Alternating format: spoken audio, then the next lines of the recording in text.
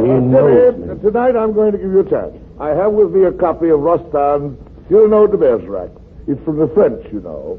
Let's wait until after the show and look at the pictures together.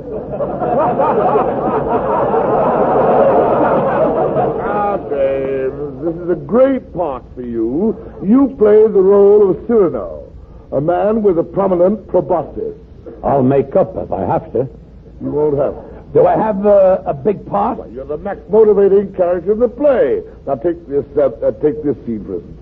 Cyrano meets the Duke of Valvert, and they get into an argument about the size of Cyrano's nose. This is a big scene where you really get a chance to act. Good. Let's go. Very well. Here are the parts now. Come on. You're Cyrano, and I am Valvert. You said, sir, my nose is large. Yes. But I could say the same thing in 1,000 different ways, varying the tone. For instance, if I were aggressive, I would say, sir, if I had such a nose, nothing must serve, but I must cut it off. But, Velvet... If I were amicable, I should say, it must be in your way while drinking. You ought to have a special beaker made. But, Velvet... Descriptive, it is a crag, a peak, a promontory. A promontory, I'd say, it is a peninsula. But, Velvet... If I was inquisitive, I would ask, what may be the use of that oblong receptacle? Is it an inkhorn or a scissor case? But, Velvet... This is a great part I got. Do you so dote on birds? But, Velvet... You have, as fond as a father, been at pains to fit the little darlings with a roost? But, Velvet... If I were blunt, I would say, tell me, when you smoke, is it possible you blow the vapor through your nose without a neighbor crying, the chimneys of fire? You call that a nose? You don't fool me. It's either a prize carrot or else a stunted pumpkin. I may get the Academy Award for this part. Velvet! You were splendid, James, and in parting I use the words of the immortal bard. Good night. Good night. Parting is such sweet sorrow that I could say good night till it be morrow. You certainly could. Good night, Velvet.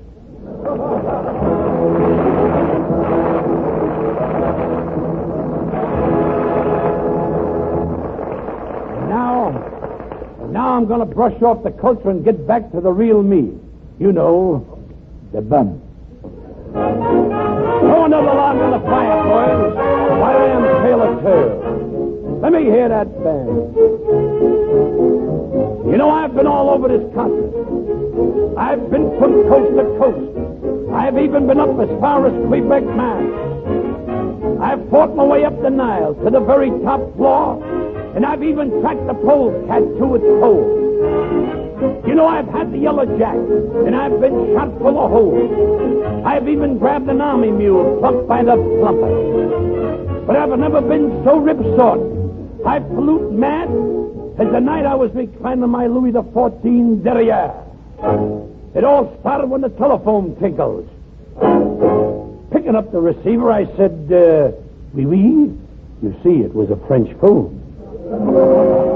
The Secretary of State was calling. He said, Jimmy, we need you for an important mission. Do you know anything about foreign relations? I said, foreign relations? Well, you're talking to a guy who's got 15 relatives living in Brooklyn. How preposterous. So I says to him, Sec, I addresses him in the subjunctive. My regrets, but I never can voice business over the phone. I'll see you tomorrow in D.C. at p.m. sharp.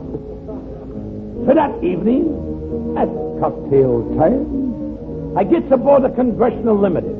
The train was jammed, so what happened? I had to share my upper berth with a guy named Joe. It was too crowded up there for both of us to get undressed at the same time. So, I comes down, Joe stays up, he takes off his coat. Then Joe comes down, I goes up, I takes off my shoes. I comes down, Joe goes up, he takes off his shirt. Joe comes down, I goes up, I takes off my pants. I comes down, Joe goes up, he puts on his pajamas. Joe comes down, I goes up, I puts on my pajamas. Now we're ready to lie down and go to sleep. And what happens? It's morning. We gotta start all over again. So I comes down, Joe stays up, he takes off his pajamas. Joe comes down, I goes up, I takes off my pajamas. I comes down, Joe goes up, he puts on my pants. Joe comes down, I goes up, I puts on his shirt. I comes down, Joe goes up, he puts on my shoes. Joe comes down, I goes up, I puts on his coat. Now I don't know whether I'm Joe or Joe is me.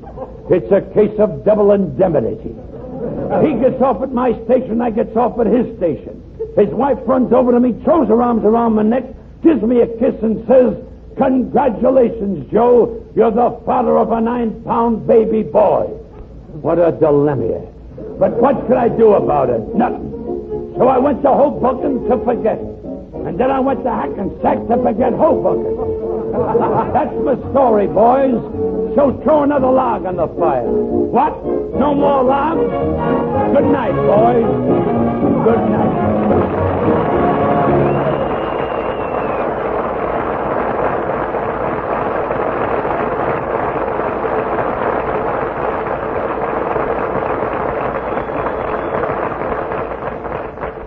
Thank you, Jimmy. You're strictly wonderful. Well, fellas, if you're in the market for a ballad, comes now one of the loveliest of the season. I Dream of You. If you please, Sergeant.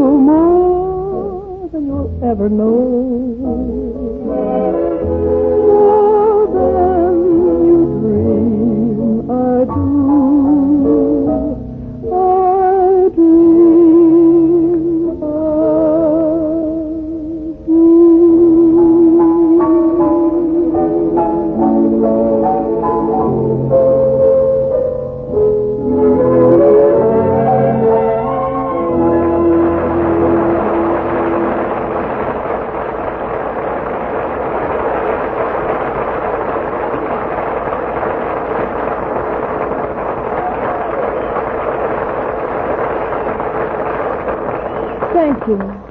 I'd like to deliver just one personal message before they pull down this connection between here and wherever you're listening. A few months ago, when I was jeeping around the far shore in the ETO, I met a lot of swell audiences and shook a lot of swell hands.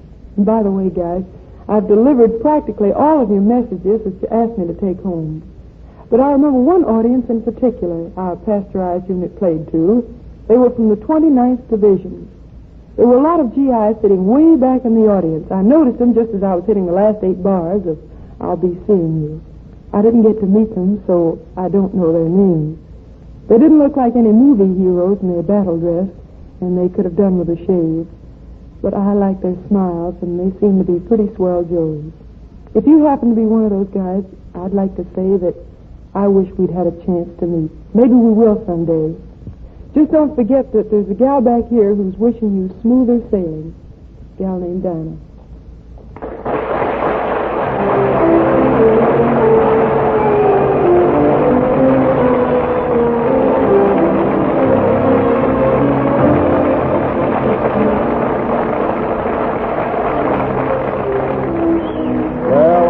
About does it, fellas. This mail call letter closes with signatures from Dinah Shore, Jimmy Durante, Monty Woolley, Carlos Ramirez, Virginia O'Brien, the Armed Forces Radio Service Orchestra, and yours truly, Wendell Niles.